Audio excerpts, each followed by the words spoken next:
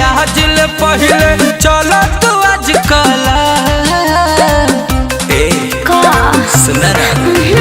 पहला मिलन के पहला रतिया चलो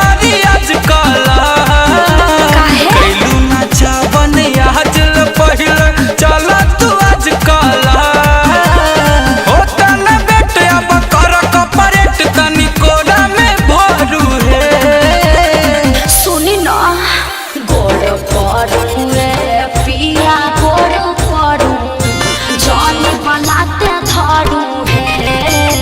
हाथे धरू रे पिया हाथे धरू जानी ताते धरू है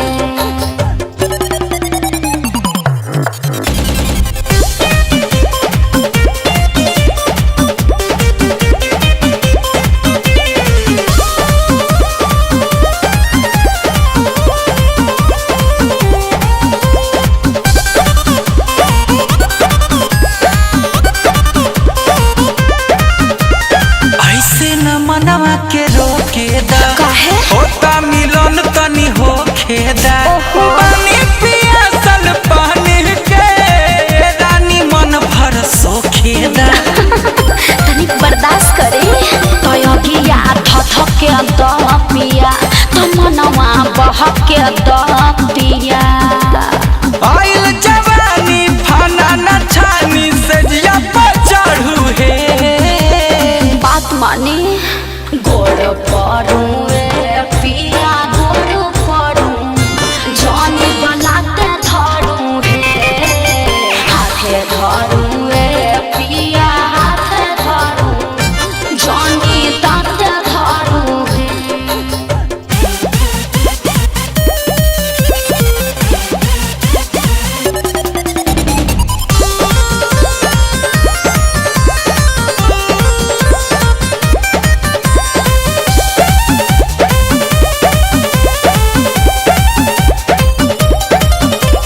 लेबे दरस अमरूद के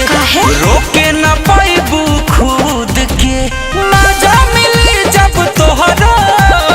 कोरा में आइबू कूद के अरे बात मानो ना दर्द न सहाय पिया कि बहुत दुखाई पिया गुंजन बचन के मन नहीं तुरुनी हो रहा करू है